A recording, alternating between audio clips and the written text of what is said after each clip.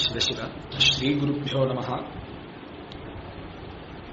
நம்ம மனுஷ சரீரத்தை எடுத்த அனைவரும் கடைபிடிக்க வேண்டிய கடமைகள் அப்படின்னு சொல்லிட்டு 5 விஷயம் நமக்கு சாஸ்திரங்கள்லையும் வேதங்கள்லையும் சொல்லப்பட்டிருக்கு. வேதத்துல சொன்னதை தான் நமக்கு சாஸ்திரங்கள்ல விரிவுபடுத்துறா அல்லது நமக்கு புரிய வைக்கிறா. சோ வேதத்துல சொல்லாதது எதுவும் சாஸ்திரம் ஆகாது. வேத பிரணகிதோ தர்மஹா அப்படின்னு சொல்லிட்டு ஒரு தர்மம், ஒரு செயல், ஒரு தர்ம செயல் அப்படின்னாலே அது வேதம் சொன்னதாதான் இருக்கணும். அப்படி வேதம் சொல்லாதது தர்மம் ஆகாது. வேதம் சொல்லாத ஒரு விஷயத்தை அல்லது வேதத்துக்கு விருத்தமா இருக்கக்கூடிய விஷயத்தை நம்ம செஞ்சோமையானால் அது அதர்மம் அப்படிங்கறத நம்ம தெரிஞ்சுக்கலாம். சோ நமக்கு எதெல்லாம் பண்ணணும் பண்ணக்கூடாது அப்படிங்கறத நமக்கு ஸ்பஷ்டமா சொல்லி தர்றது அப்படிங்கிறது வேதங்கள் தான். சோ வேதத்தின் மூலியமா தான் நம்மளால தர்மத்தை தெரிஞ்சுக்க முடியும். அப்பேற்பட்ட அந்த வேதத்துல நமக்கு முக்கியமா 5 விஷயங்கள் சொல்லப்படுறது. இத அனைத்து மனிதர்களும் ஆசிரியம் பண்ணணும். The 5 worships for everyone அல்லது எவ்ரி சனாதனீஸ் அப்படின்னு வேணா நம்ம சொல்லலாம். ஏன்னா இந்த மதத்தை ஆசிரியம் பண்றவா, இந்த மதத்தை யாரெல்லாம் ஏத்துன்னு இருக்காளோ அவளுக்கு தான் இந்த விஷயங்கள் புரியும். இந்த 5 விஷயங்கள் என்னென்ன அப்படிங்கறத பார்த்தோமே ஆனால் வேதங்கள்ல சொல்லும் பொழுது தேவஜஜ்ஞ பித்ருஜஜ்ஞோ பூதஜஜ்ஞோ மனுஷ்யஜஜ்ஞோ பிரம்மஜஜ்ஞா அப்படின்னு சொல்லிட்டு சொல்லப்படுறது. முதல் விஷயம் தேவஜஜ்ஞம், அதாவது பகவானுக்கு நாம செய்ய வேண்டியது. இரண்டாவது பித்ருக்கள், நம்ம யாருனால இந்த ஜென்மாவை எடுத்தோமோ, அதாவது இந்த பிறப்பு அப்படிங்கிறது யார் மூலியமா வந்ததோ அவரவர்களுடைய கர்ம வினையின் பேர்ல நம்மளுடைய பிறவி ஏற்படுறது. ஆனா இந்த உடலுக்கு ஒரு சொந்தம் இருக்கு இல்லையா, இந்த உடலுக்கு ஒரு பாந்தவியம் இருக்கு இல்லையா, அந்த பந்தம் எதன் மூலியமா யார் மூலியமா வந்தது அப்படிங்கிற ஒரு விஷயம் இருக்கு இல்லையா, அவர்களுக்கு நாம செய்யக்கூடிய விஷயம்தான் பித்ருயஜ்ஞம். அடுத்தது பூதயஜ்ஞம், அதாவது 84 லட்சம் ஜீவராசிகள் இந்த லோகத்துல வாழறது. உரை சேரும் 84 நூறாயிரம் யோனிபேதம் நிறை சேர படைத்து அவ்வவற்றிலும் உயிருக்கு உயிராய் ஆங்காங்கே நின்றான் அப்படின்னு சொல்லிட்டு தமிழ்ல சொல்லப்படுறது. அந்த 84 அப்படிங்கிற 84 லட்சம் அப்படிங்கிறது என்ன கணக்கு அப்படிங்கறத நம்ம தெரிஞ்சுக்கணும்னு நமக்கு விருப்பம் இருக்கும். அதாவது நீர்வாழ் மிருகங்கள் அப்படிங்கிறது 9 லட்சம். இப்ப ஜலத்துல வாழக்கூடிய மிருகங்கள் அப்படின்னா நமக்கு மீன் வகைகள் ஆகட்டும், அதுக்குள்ள ஆக்டோபஸ் ஆகட்டும், முதலைகள் ஆகட்டும், எத்தனையோ கடல் நீர் யானைகள் ஆகட்டும், திமிங்கலம் ஆகட்டும், இந்த மாதிரி பல விஷயங்கள். இதுல 9 லட்சம் இருக்கு. இந்த புழு பூச்சி இந்த மாதிரி விஷயங்கள்லாம் இருக்கு இல்லையா, இதெல்லாம் 11 லட்சம் இருக்கு. ஆகாசத்துல சஞ்சாரம் பண்ணக்கூடியது, அதாவது பறவை வகைகளே அதுவே பார்த்தேன்னா 30 லட்சம். இந்த கால்நடைகள், அதாவது ஆடு மாடு கோழி முயல் யானை கரடி சிம்மம் புலி இந்த மாதிரி கால்நடைகள் 10 லட்சம். அப்புறம் மனுஷியர்கள் 4 லட்சம். மனுஷியர்கள்ல 4 லட்சம் விதம். அதே மாதிரி செடி கொடி மரங்கள் இது 20 லட்சம். இப்படியே இதெல்லாம் நீங்க சேர்த்தேன்னா ஒரு 30 லட்சம் பிளஸ் 20 லட்சம் பிளஸ் 11 லட்சம் பிளஸ் 9 லட்சம் பிளஸ் 10 லட்சம் பிளஸ் 4 லட்சம், மொத்தம் இந்த மாதிரி 84 லட்சம் ஜீவராசிகள் இந்த லோகத்துல வாழ்ந்துட்டு இருக்கு, அதாவது இந்த பூமியில வாழ்ந்துட்டு இருக்கு. இந்த அனைத்து ஜீவராசிகள்கிட்டையும் அன்போட அல்லது அன்பு இல்லைனாலும் யாரையும் ஹிம்சிக்காம இருக்கிறது. இந்த மாதிரி நாம மாத்திரம் இல்லாம இந்த ஜீவராசிகள் அனைத்தும் நன்றாக இருக்கணும். இப்போ ஒரு செடி கொடி இருக்குன்னு வச்சுக்கோங்களேன், அதுக்கும் உயிர் இருக்கு, அதுவும் ஜீவராசி தான். அதுக்கு ஜலம் விட்டு அதை ஜாகிரதையா பாத்துக்கிறதுங்கிறது ஒரு தர்மம், அது ஒரு யஜ்ஞம். ஒரு பசு பட்சி மிருகங்கள்லாம் இருக்கு, இதுக்கெல்லாம் நம்ம நம்மளால முடிஞ்ச அன்னத்தை போடுறதுங்கிறது ஒரு யஜ்ஞம். இப்போ ஒரு பசுமாட்டுக்கு கோகிராசம்னு சொல்லுவா, யாவருக்குமாம் பசுவிற்கு ஒரு வாயுரை, ஒரு புல்ல புடுங்கி பசுமாட்டுக்கு கொடுத்தா அது ஒரு யஜ்ஞம். ஆகாரத்தை முடிச்சதுக்கு அப்புறம் ராத்திரியில ஸ்வானபலி அப்படின்னு நம்ம சாஸ்திரங்கள்ல சொல்லப்படுறது, நாய்க்கு அன்னம் விடுறது அப்படின்னு. எத்தனையோ ஜீவராசிகள், யாருக்கு எந்த உயிரினங்கள் இருந்தாலும் அதுக்கு ஒரு உணவளிப்பது அப்படிங்கிறது பூதயஜ்ஞம். இல்ல என்னால எந்த ஜீவராசிகளுக்கும் எந்த விஷயத்தையும் பண்ண முடியாதுன்னு சொன்னா கூட அதை ஹிம்சை பண்ணாம இருக்கலாம், அதுக்கு பேரு பூதயஜ்ஞம் அப்படின்னு பேரு. மரம் செடி கொடிகள் இதுக்கெல்லாம் உயிருண்டு, உணர்ச்சிகள் தான் கிடையாது. மற்ற ஜீவராசிகளுக்கு உயிரும் உண்டு உணர்ச்சியும் உண்டு, ஆனா வாய் கிடையாது. நம்மள மாதிரி அதை பேசி அதை தெரிவிக்க முடியாது. பட் அதனுடைய இதை வச்சுட்டு அதனுடைய எக்ஸ்பிரஷன்ஸ் வச்சு நம்மளால தெரிஞ்சுக்க முடியும். அதுக்கு கஷ்டம் இல்ல அதுக்கு சந்தோஷம் அப்படிங்கிறத அந்த ஜீவராசிகளுடைய எக்ஸ்பிரஷன்ஸை வச்சு நம்மளால தெரிஞ்சுக்க முடியும். இப்படி உயிர் உள்ள அனைத்தையும் பாதுகாக்கிறது அல்லது ஹிம்சை பண்ணாம இருக்கிறது பூதயஜ்ஞம். அடுத்தது மனுஷ்யயஜ்ஞம். மனுஷ்யயஜ்ஞம் அப்படின்னு சொன்னா என்ன அப்படின்னா, நம்மளை போல இருக்கக்கூடிய உயிர்கள், நாம போலயே அவளுக்கும் ஆகாரம் அப்படிங்கிறது அத்தியாவசியமா இருக்கு, வஸ்திரம் அப்படிங்கிறது அத்தியாவசியமா இருக்கு, இருக்கக்கூடிய இடம் அப்படிங்கிறது அத்தியாவசியமா இருக்கு இல்லையா? உண்ண உணவு, உடுத்த உடை, இருக்க இடம் அப்படின்னு சொல்லிட்டு இந்த 3 அப்படிங்கிறது அனைத்து மனிதர்களுக்கும் தேவையா இருக்கு, அத்தியாவசியமா இருக்கு. இப்போ இந்த விஷயத்துல எந்த விதமான பாகுபாடும் கிடையாது. இப்ப நம்ம கிட்ட இருக்கு அப்படிங்கும்போது நம்ம மாதிரியே இருக்கக்கூடிய இன்னொரு ஜீவன் சிரமப்படுறான் அப்படிங்கறத நம்ம பார்த்தோமையானால் உடனே நம்ம கருணையோட அவளுக்கு நம்மளால முடிஞ்ச உதவியை செய்யணும். அது உணவா இருக்கலாம், உடையா இருக்கலாம், இடமா இருக்கலாம், படிப்புக்கு தேவையான உதவியா இருக்கலாம், அவளுக்கு பசின்னு வந்தா ஆகாரம் போடுறதா இருக்கலாம். இப்படி பசின்னு யாரெல்லாம் கேட்கிறாளோ அவளுக்கு நம்மளால முடிஞ்ச உதவியை செய்யறது அப்படிங்கிறது மனுஷ்யயஜ்ஞம். அடுத்தது பிரம்மயஜ்ஞம். பிரம்மயஜ்ஞம் அப்படின்னு சொன்னா என்னன்னா, நம்மளுடைய இந்த வித்யை, இந்த வேத பிரமாணமா இருக்கக்கூடிய வாழ்க்கைக்கு இருக்கக்கூடிய பெயர் என்ன அப்படின்னா ஆருஷ வித்யை அப்படின்னு பேர். ஆருஷ வித்யா, பிராமண ஆருஷேஜ புத்தரேத் அப்படின்னு வேதங்கள் சொல்லப்படுறது. ஆருஷ வித்யை அதாவது ரிஷிகள் எந்த ஒரு வாழ்க்கை முறையை கடைபிடித்தார்களோ அவர்கள் சொல்லிக் கொடுத்தபடி வாழக்கூடிய வித்யை.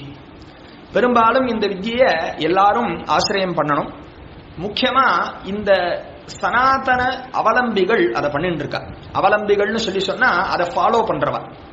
பிராமணர்கள் மாத்திரம் இல்ல, பிராமணர்கள் அல்லாதவர்களும் கூட யாருக்கெல்லாம் இந்த வேதத்தின் மேலையும் பகவான் மேலையும் ஸ்ரத்தா பக்தி இருக்குமோ, நம்பிக்கை இருக்குமோ, அவள்லாம் இந்த ஆருஷ வித்யை அப்படிங்கக்கூடிய ஒரு வழிமுறைய அவ வாழ்ந்துட்டு வந்துட்டு இருக்கா. இந்த வழிமுறையை பின்பற்றி வந்துட்டு இருக்கா. அதுக்கு பேர் பிரம்மயஜ்ஞம். அதாவது வேதத்தை சொல்றது, வேதத்தை சொல்லி தர்றது. வேதம் நமக்கு சூரியோதயத்திலிருந்து அஸ்தமன பர்யந்தம் என்ன ரூல்ஸ் போட்டிருக்கோ அது பிரகாரம் நடக்கிறது. அல்லது அந்த ரூல்ஸ் எது போட்டிருக்கோ அதை நம்மளால ஆசிரியம் பண்ண முடியலன்னு சொன்னா கூட அது எது வேண்டான்னு சொல்றதோ அதை பண்ணாம இருக்கிறது. அதர்மஸ்தத் விபர்யஜா அப்படின்னு வேத பிரணிஹிதோ தர்மஹா அதர்மஸ்தத் விபர்யஜா. வேதம் எது பண்ணாதேன்னு சொல்றதோ அதை பண்றது அப்படிங்கிறது அதர்மம். வேதம் எது சொல்லலையோ அது அதர்மம். வேதம் எது சொல்றதோ அது தர்மம்.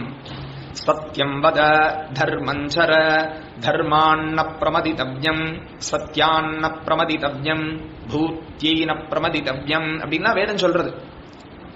மாத்ருதேவோ பவ பித்ருதேவோ பவ ஆச்சாரிய தேவோ பவ அதிதி தேவோ பவ அப்படின்னு வேதங்கள் சொல்றது. நிறைய அடுக்கிறது. சத்தியத்தை பேசு, என்னைக்கும் சத்தியத்தையே பேசு, சத்தியத்தை ஆசிரியம் பண்ணு. அசத்தியமா இருக்கிறது, அதாவது பொய்ய நம்பாத, பொய்க்கு பின்னாடி போகாத, பொய் பேசாத, தர்மத்தை ஆசிரியம் பண்ணு. தர்மம்னா என்ன அப்படின்னா, நமக்கும் சமுதாயத்துக்கும் எந்த ஒரு தீங்கும் விளைவிக்காத எந்த ஒரு செயல் இருக்குமோ, அது கடவுளுடைய ஆజ్ఞையாக எது ஒன்று இருக்குமோ அந்த ஒரு ஆజ్ఞையை சிறமேற்கொண்டு வாழ்வதே தர்மம். அந்த தர்மத்தை உன் வாழ்க்கையில கடைபிடி. தர்மம் சர தர்மான்ன பிரமதிதவ்யம். தர்மத்தை ஒரு பொழுதும் மறக்காதே, தர்மத்தை ஒரு பொழுதும் கைவிடாதே, சத்தியத்தை ஒரு பொழுதும் கைவிடாதே. ஜீவராசிகளை காப்பாற்றுவதில், அதை பாதுகாத்து பேணுவதில் ஒரு பொழுதும் தவறாதே. மாத்ருதேவோ பவ. நமக்கு ஜீவன், அதாவது இந்த ஜீவன் நமக்கு கிடைச்சிருக்கு, இந்த ஒரு பிறவி கிடைச்சிருக்குன்னா இதுக்கு காரணமா இருக்கக்கூடிய நம்மளுடைய பெற்றோர்கள், அப்பா அம்மா, இவாளை ஜாக்கிரதையா பார்த்துக்கோ. அவளை என்னைக்குமே அவளுக்கு வணக்கத்தோட இரு, அவளை வணங்கு, அவளை சிரமப்படுத்தாத, அவளுடைய வாக்குக்கு மறுபேச்சு பேசாத, அவ மனசு கோணாதபடி நடந்துக்கோ, அவளை சிரமப்படுத்தாத, அவளுடைய ஸ்ரேயஸையே உன்னுடைய தலையாய கடமையா நினைச்சுக்கோ. அப்பா அம்மா தான் முதல் கடவுள் அப்படின்னு சொல்லிட்டு நம்ம சாஸ்திரங்கள் வேதங்கள்லாம் சொல்றது இல்லையா? மாத்ரு தேவோ பவ, பித்ரு தேவோ பவ, அடுத்தது ஆச்சாரிய தேவோ பவ, அடுத்ததுதான் அதிதி தேவோ பவ. இவர்கள்லாம் கடவுள் மாதிரி நம்ம பார்க்கணும். தேவமிவ உபாசித, கடவுள் நம்ம கடவுளை எப்படி வணங்குவோமோ, கடவுளை எப்படி நம்ம பேணி ரொம்ப ஸ்ரத்தாபக்தியோட அவர்கள் கிட்ட அணுகுவோமோ அந்த மாதிரி அப்பா அம்மா கிட்ட இருக்கணும். அப்பா அம்மாவை கடவுளா நம்ம பார்க்கணும், கடவுளா பாவிக்கணும் அப்படிங்கறத நம்ம வேதங்கள் ரொம்ப தீவிரமா வலியுறுத்துறது. இப்படி அம்மா நமக்கு முதல் கடவுள், அப்பா நமக்கு முதல் கடவுள், அப்புறம் ஆச்சாரியன் நமக்கு ஞானத்தை உபதேசம் பண்ணக்கூடியவர். ஆச்சினோதிஹி சாஸ்திரார்த்தான் ஆச்சாரே ஸ்தாபயத்யபி ஸ்வயம் ஆச்சரதேஜஸ்து தஸ்மாத் ஆச்சாரிய உச்சியதே அப்படின்னு சொல்லிட்டு முதல்ல தான் ஒரு விஷயத்தை எது வேதம் சொல்றதோ அந்த தர்மத்தை தெரிஞ்சுண்டு தன்னுடைய வாழ்க்கையில அப்ளை பண்ணி அதை தான் ஆசிரியம் பண்ணி அதை தன்னை ஆசிரியம் பண்ணி வரக்கூடிய சிஷ்யனுக்கும் உபதேசம் பண்ணி அவனையும் அந்த தர்மத்தை செய்ய வைக்கிறவர் யாரோ அவருக்கு ஆச்சாரியன் அப்படின்னு பேரு. அப்படி அப்பேற்பட்ட ஆச்சாரியன் கிட்ட ஸ்ரத்தாபக்தியோட இரு, வணக்கத்தோட இரு, பணிவோட இரு, எப்பயுமே அவர்கள் கிட்ட மரியாதையோட இரு, அவர்களை ரொம்ப உயர்வான ஸ்தானத்துல வச்சுக்கோ. ஆச்சாரியர்கள் நமக்கு அததான் தமிழ்ல ஆசிரியர்கள் அப்படின்னு சொல்றோம். நமக்கு ஒரு விஷயத்தை சொல்லி தர்றவர், அவரை கடவுளை போல நம்ம நினைக்கணும். தேவமிவ ஆச்சாரியமுபாசீத, குருமார்களை கடவுளை போல தியானிக்க வேண்டும், கடவுளை போல நினைக்க வேண்டும், கடவுளை போல தொழ வேண்டும் அப்படின்னு சொல்லிட்டு நம்ம சாஸ்திரங்கள் காண்பிக்கிறது. அப்படி அடுத்தது அதிதி தேவோபவ, விருந்தாளிகள். நம்மளுடைய கிரகத்தை தேடி யாரு விருந்தாளிகள் வராளோ அவர்களையும் கடவுளை போல நினைக்க வேண்டும் அப்படின்னு சொல்லிட்டு நம்ம வேதங்கள் சொல்றது. இப்படி பிரம்ம யஜ்ஞம் அப்படின்னா அந்த பிரம்ம யஜ்ஞத்துக்குள்ள இத்தனை விஷயங்கள் அடங்கி இருக்கு. இத நம்ம தமிழ்லையும் நிறைய சொல்லப்பட்டிருக்கு. தென்புலத்தார் தெய்வம் விருந்தொக்கல் தானென்றாங்கு ஐம்புலத்தாறு ஓம்பல் தலை அப்படின்னு சொல்லிட்டு வள்ளுவர் சொல்றார். அதாவது நாம நன்னா இருக்கணும், நம்மளை சார்ந்து இருக்கக்கூடியவா நன்னா இருக்கணும், நம்மளை நாடி வர்றவா நன்னா இருக்கணும்.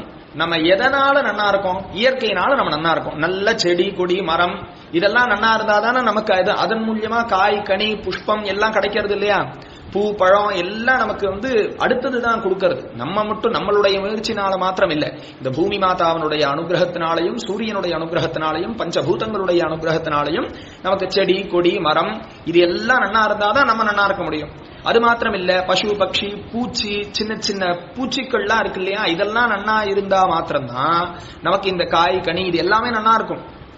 சோ இது எல்லாமே சேர்ந்ததுதான் ஒரு ஜீவராசி அப்படிங்கறது. நம்ம ஒரு ஜீவன் வாழணும் அப்படின்னா ஜீவோ ஜீவஸ்ய ஜீவனம் அப்படின்னு சொல்லிட்டு ஒரு உயிர் இன்னொரு உயிருக்கு பிரயோஜனமாகும் அப்படின்னு சொல்லி சாஸ்திரங்கள் சொல்றது.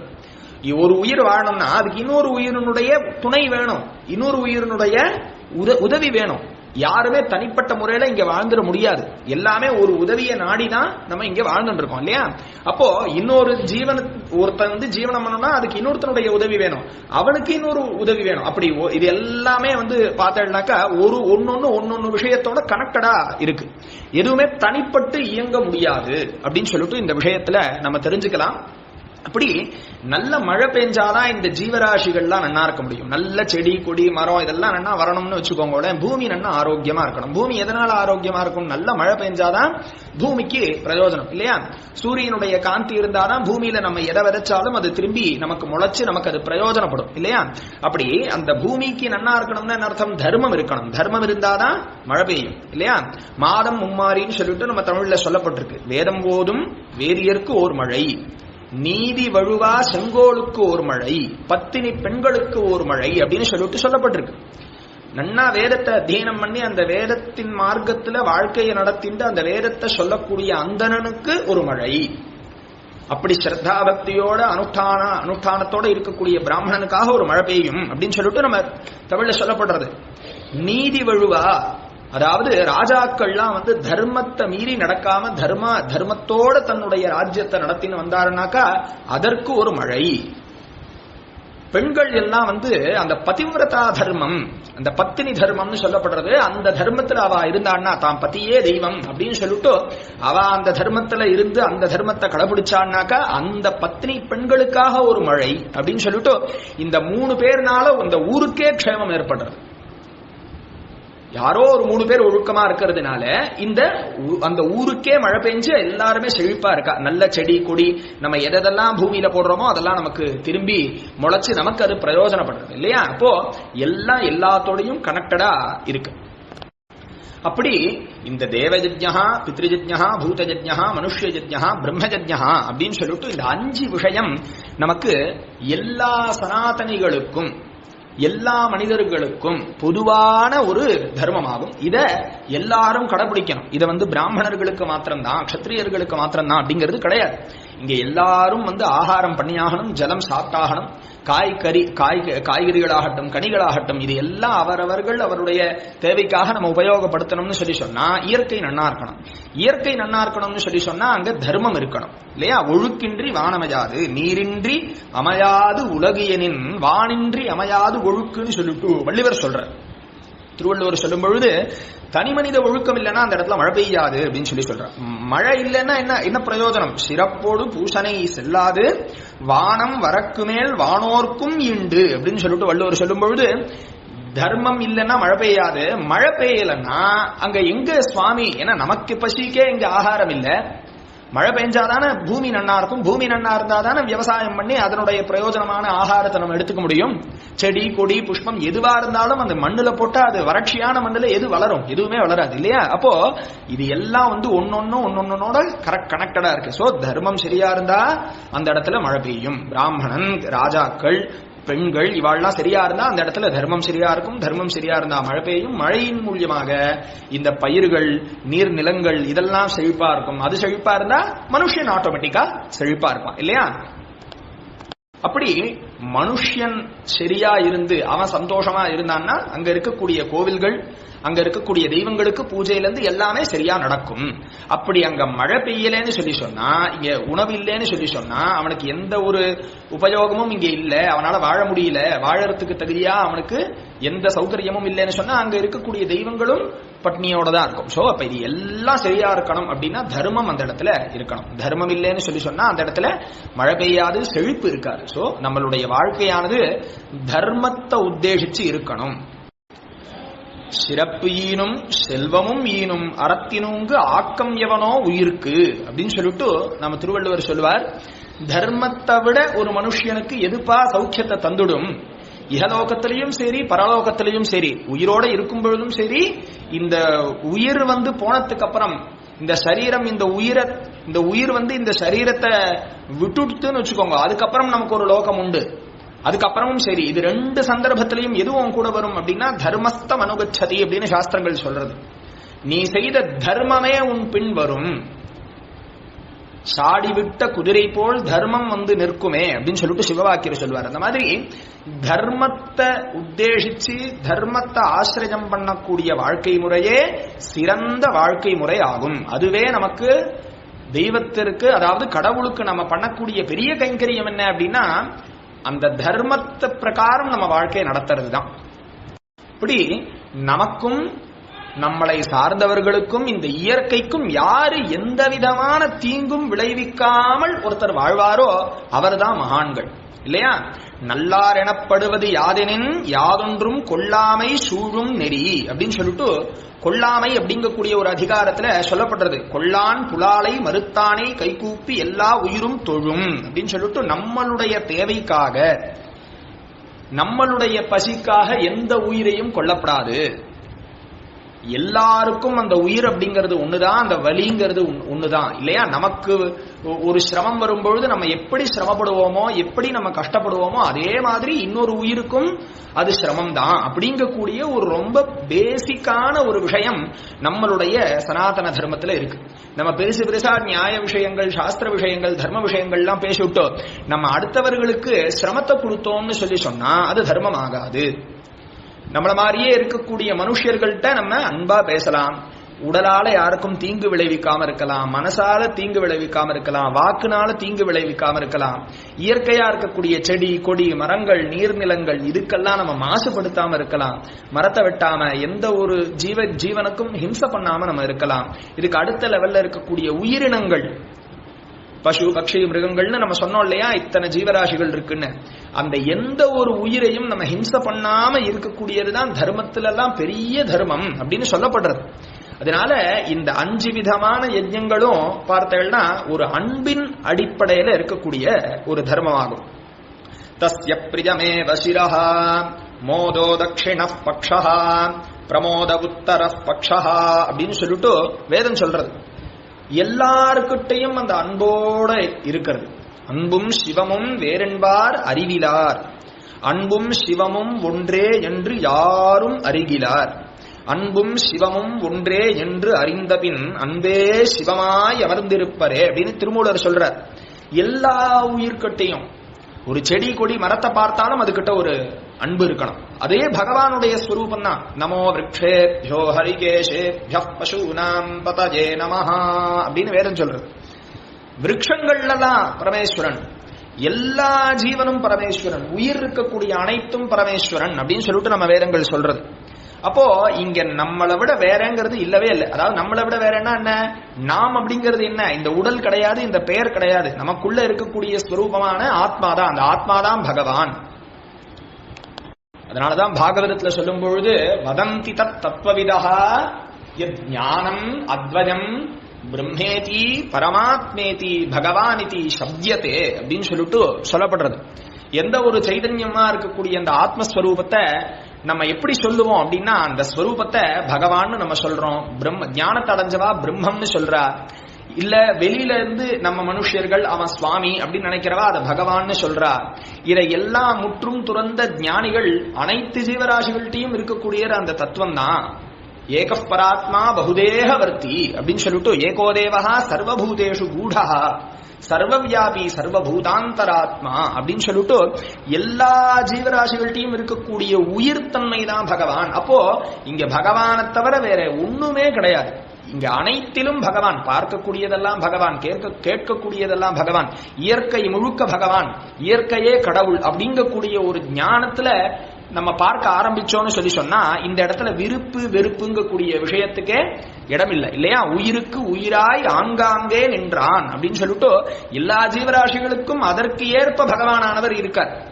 ஒரு எறும்பு இருக்குன்னா அதுக்கு தகுந்தாற் போல, ஒரு பூச்சி இருக்குன்னா அதுக்கு தகுந்தாற் போல, ஒரு பறவை இருக்குன்னா அதுக்கு தகுந்தாற் போல, ஒரு சிம்மம் இருக்குன்னா அதுக்கு தகுந்தாற் போல, ஒரு மனுஷன் இருக்கான்னா அதுக்கு தகுந்தாற் போல, ஒரு பெரிய யானை இருக்குன்னா அதுக்கு தகுந்தாற் போல, எல்லாத்துக்குள்ளேயும் இருக்கக்கூடிய அந்த சாட்சிங்க கூடியது சாட்சாத் பகவான் மட்டுமே. அப்பேற்பட்ட பகவானை நம்ம பார்க்கிற மாதிரி தான் அனைத்து ஜீவராசிகளையும் பார்க்கணும். செடி கொடி மரம் ஜலம் காற்று நெருப்பு ஆகாசம் பூமி இது எல்லாத்தையும் பகவானாவே பார்க்கணும். இப்படி நம்ம பார்க்க ஆரம்பிச்சுட்டோம்னு சொன்னா அதுதான் தர்மத்தில் எல்லாம் பெரிய தர்மமாகும். இப்படி நம்ம தேவஜஜ்ஞா பித்ருஜஜ்ஞா பூதஜஜ்ஞா மனுஷ்யஜஜ்ஞா பிரம்மஜஜ்ஞான்னு சொல்லிட்டு இந்த மனுஷனா பிறந்த அனைவருக்கும் இருக்க வேண்டிய தலையாய கடமை, அனைவருக்கும் இருக்கும் தலையாய கடமை. இத எல்லாரும் கடைபிடிக்கணும். அவரவர்கள் தெய்வத்தை வழிபடணும். நம்மெல்லாம் இப்படி பிறந்திருக்கோம் அப்படின்னு சொன்னா அது பகவானுடைய அனுகிரகம் தான். இந்த உடல் இருக்கு இல்லையா, இதுக்கு சாட்சி என்னன்னா உயிர் தான். இந்த உயிர் இருக்கிற வரைக்கும் இந்த உடலை ஜாகிரதையா பாத்துக்கலாம், என்ன வேணா பண்ணலாம். இந்த உடலுக்கு அந்த உயிர் சாட்சி. அந்த உயிர் யாருக்கிட்ட இருக்கு அப்படின்னா பகவான்கிட்ட தான் இருக்கு. இந்த உயிர் இருக்கிற வரைக்கும் நம்ம என்னமோ நினைச்சுட்டு இருக்கோம், என்னுடைய முயற்சினால இந்த உடலை நான் நல்லா பாத்துக்கிறேன், நல்லபடியா ஆகாரம் பண்றேன், நான் இல்ல எக்ஸசைஸ் பண்றேன், இதெல்லாம் பண்றேன் இல்லையா, நான் தப்பான வழியில போறேன். அகங்காரத்துல நான் என்ன பண்றேனோ அதுவே சரி இல்லையா. சாஸ்திர விதிமுத்சிருஜ்ய அப்படின்னு சொல்லிட்டு சாஸ்திரங்கள் சொல்றது.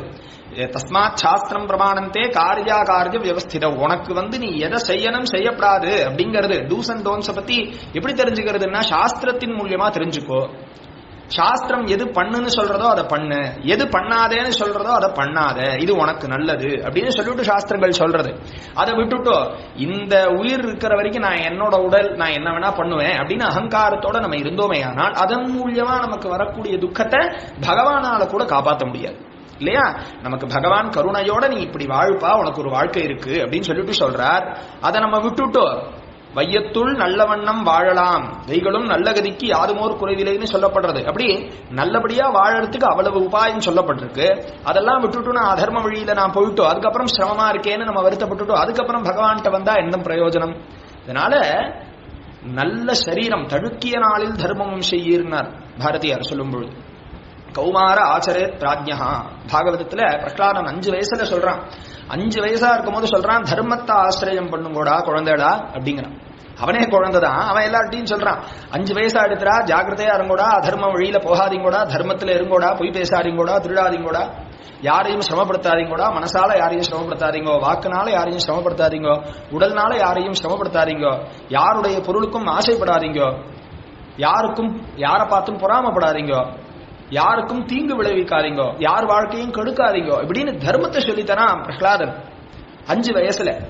ஏன்னா இந்த மரணம்ங்கிறது எப்ப சம்பவிக்கும்னு தெரியாதுடா, மரணம்ங்கிறது எப்ப வேணா வந்துடலாம், இன்று இருப்பறை நாளை இருப்பரோ என்று எண்ணவோ திடமில்லையே, அதனால ஜாக்கிரதையா இருங்கோடா, மரணம் எப்ப வேணா வந்துடலாம். நீ மரணிச்சதுக்கு அப்புறம் நான் தர்மம் பண்ணலையே, அங்க போய் நரக்கத்துல சிரமப்படும் பொழுது ஐயோ நான் தர்மம் பண்ணி இருக்கலாமே நீ வருத்தப்பட்டு எந்த பிரயோஜனமும் இல்ல, கண்ணை முழிச்சுட்டையா, இன்னைக்கு உனக்கு பகவான் கொடுத்த ஒரு பரிசா நினைச்சுக்கோ, ஒரு கிஃப்டா நினைச்சுக்கோ. அதனால இன்னைக்கு உன்னால கண்ணை முழிச்சு சாயங்காலம் கண்ணை உறங்குற பரியந்தம், கார்த்தால கண்ணை திறந்து ராத்திரி படுத்துக்கிற பரியந்தம் உன்னால எந்த அளவுக்கு தர்மம் பண்ண முடியுமோ அந்த தர்மத்தை பண்ணு. வாக்குனால நல்ல வார்த்தையை பேசு, மனசனால நல்ல விஷயத்தை நினை, செயல் நம்மளால நம்மளுடைய சரீரத்தினால நல்ல விஷயங்களை செய், முடிஞ்சா 4 பேருக்கு உதவி பண்ணு, இல்லையா யாருக்கும் தீங்கு விளைவிக்காம இரு. யாருக்கும் நம்ம நல்லது பண்ணலனாலும் சிரமப்படுத்தாம இருந்தா அதுவே பெரிய தர்மம் தான், இல்லையா? இப்படி நமக்கு வாழ்க்கைய ரொம்ப ஸ்பஷ்டமா வாழறதுக்கு பகவான் நமக்கு அனுகிரகம் பண்ணியிருக்கார். அதுல முக்கியமா இந்த தேவயஜ்ஞம், கடவுளை நமஸ்கரிக்கிறது, கடவுள்கிட்ட பக்தி பண்றது, கடவுளுக்கு நம்மளால முடிஞ்ச ஒரு நன்றியை தெரிவிக்கிறது. பகவானுக்கு நம்ம நிறைய புஷ்பங்கள்னால பூஜை பண்றதோ இல்ல பால்னால அபிஷேகம் பண்றதோ பகவானுக்கு எந்த விதத்திலையும் அவருக்கு இதெல்லாம் பண்ணா திருப்திங்கிறது கிடையாது. பகவான் நித்திய திருப்தன், அவருக்கு திரிஷுலோகேஷு கிஞ்சன, இங்க அவருக்கு அடைய வேண்டியதோ எதுவுமே இல்ல பகவானுக்கு. நம்மளால எதையும் பகவானுக்கு கொடுக்க முடியாது, அவர் பொருளை அவருக்கே நம்ம கொடுக்கிறோம், இல்லையா? இயற்கையே அவருதுதான் நம்ம சொல்லியாச்சு. இங்க இருக்கக்கூடிய இயற்கையை நம்ம எதுவும் அவருக்கு கொடுத்துட்டோம், நான் கொடுத்தேன்னு சொல்லி சொன்னா அவருடைய பொருள் அவர்கிட்டயே நம்ம என்னத்தை கொடுக்கறதுக்கு இருக்கு? நம்ம யாரு, இல்லையா? நமக்கெல்லாம் முதலாளி அவர் தான். முதலாளியோட பொருளை எடுத்து முதலாளிக்கே கிஃப்ட்னு கொடுத்தோம்னா அது எப்படி சரியாகும்? அதனால பகவானுக்கு இருக்கிறது வினயபூர்வமா, ரொம்ப பணிவோட, பகவான் பரமேஸ்வரா உன்னுடைய அனுகிரக விசேஷத்தினால நான் நன்னா இருக்கேன், உன்னுடைய அனுகிரக விசேஷத்தினால என் வாழ்க்கை நன்னா இருக்கு, உன் அனுகிரக விசேஷத்தினால எனக்கு தேவையானதெல்லாம் கிடைச்சிருக்கு, உன்னுடைய அனுகிரகம் எல்லாமே உன்னுடைய அனுகிரகங்கிற பணிவோட நம்ம பகவான்கிட்ட இருக்கிறது தேவயஜ்ஞம். இந்த பிறவி எடுத்ததுக்கு யாரு காரணம்? நம்ம அம்மா அப்பா, இல்லையா? நம்ம பெற்றோர்கள். அவர்கள் நமக்காக எத்தனையோ பெரிய தியாகங்கள் பண்ணியிருக்கா, ரொம்ப சிரமப்பட்டிருக்கா. ஆகாரத்தை தியாகம் பண்ணி, தூக்கத்தை தியாகம் பண்ணி, எத்தனையோ சரீர உபாதைகள்லாம் தியாகம் பண்ணி நமக்காக அவ நமக்கு ரொம்ப பேணி ரொம்ப ஜாக்கிரதையா வளர்த்திருக்கா. இந்த ஜென்மா அவ கொடுத்திருக்கா, நம்மள நல்லபடியா, நமக்கு கைகால் நல்லபடியா, வேலை எல்லாமே நம்மளுடைய காரியத்தை நம்ம செய்யற பரியந்தம் அவ நமக்கு எல்லாமே செஞ்சு விட்டுருக்கா, இல்லையா? நமக்கு ஆகாரம் போட்டிருக்கா, நமக்கு மலமூத்திர விசர்ஜனம் பண்ணா அதை பிரக்ஷாலனம் பண்ணி விட்டுருக்கா, நமக்கு தேவையானதெல்லாம் பண்ணிருக்கா, நமக்கு ஒரு அசௌகரியம் ஏற்பட்டுருதுன்னா மருந்து மாத்திரைய கொடுத்து நம்மளை சரி பண்ணிருக்கா. சோ அதனால நம்ம பெற்றோர்களை பகவான் மாதிரி நினைச்சு அவளுக்கு நம்மளால ஆன எல்லா விஷயத்தையும் நம்ம பண்ணணும், பணிவோட இருக்கணும். அதே மாதிரி அவளுடைய காலத்துக்கு அப்புறம் அவளுக்கு உண்டான தர்ப்பணங்கள், சிராத்தங்கள், இந்த மாதிரி பித்ருக்கர்மால நம்ம ஸ்ரத்தா பக்தியோட பண்ணணும். புத்திரன்னு சொல்லி சொன்னாலே உயிரோட இருக்கும் பொழுது அவளுடைய பேச்சை கேட்கிறது, அவளுக்கு விரோதம் இல்லாம நடந்துக்கிறது, அவளுடைய காலத்துக்கு அப்புறம் அவளுக்கு போய் ஸ்ராத்தாதிகள் எல்லாம் விடாம பண்றது, அவர்களுக்கு உண்டான தர்ப்பணங்களை சரியா பண்றது, இதுதான் ஒரு புத்திரனுக்கு உண்டான கடமை, தலையாய கடமை, இல்லையா? இந்த ஜென்மா அவளால தானே, இல்லையா? அவ நமக்கு கொடுத்த பிக்ஷை தானே இந்த சரீரம். அதனால அவளுக்கிட்ட நன்றியோட இருந்து பக்தி ஸ்ரத்தையோட இருந்து வருஷத்துல ஒரு நாள் அவளுக்கு பண்ண வேண்டிய சிராத்தங்கள், மாசத்துக்கு ஒரு நாள் அவர்களுக்கு பண்ண வேண்டிய தர்ப்பணங்கள்லாம் சரியா பண்றது பித்ருயஜ்ஞம். பூதயஜ்ஞம் அப்படிங்கிறது என்னன்னா, நம்ம இப்ப சொன்னோம், அனைத்து ஜீவராசியும் மதிக்கிறது, அனைத்து ஜீவராசியும் கொள்ளாமை அப்படிங்கிற ஒரு அதிகாரமே நமக்கு சொல்லப்பட்டிருக்கு. எந்த ஜீவராசியும் சிரமப்படுத்தப்படாது, எந்த உயிரினத்தையும் கொல்லப்படாது. விருஷ்டிக சர்ப்பஹத்யா அப்படின்னு சொல்லிட்டு தேள், பாம்பு முதலிய விஷஜந்துக்கள் ஏதாவது உன்னை ஹிம்சை பண்ண வந்ததுன்னா அவளை கொள்ளலாம் அப்படின்னு இருக்கு, இல்லையா? நமக்கு அது கேடு விளைவிக்க போறதுன்னா அப்ப நம்மளுடைய பாதுகாப்புக்காக ஒரு விஷயத்த, ஒரு உயிரை கொள்றது அப்படிங்கிறது வேற. ஆனா என்னுடைய அகங்காரத்தினால எனக்கு வேணும், அது என்னை எந்த தொந்தரவும் பண்ணல, ஆனா என்னுடைய தேவைக்காக நான் அதை கொள்ளுவேன் அப்படின்னு சொன்னா அது மகா பாபம். அது அப்படி பண்ணப்படாது. அப்படி எல்லா ஜீவராசியும் வாழறதுக்கு அது ஏதோ வாங்கிட்டு வந்திருக்கு வரம், அதை இந்த உயிரை எடுக்கிறதுக்கு நமக்கு எந்த விதமான ரைட்ஸும் கிடையாது. அதனால எந்த ஜீவராசியும் ஹிம்சை பண்ணப்படாது, எந்த உயிரையும் எடுக்கப்படாது. இது பூத யஜ்ஞம்.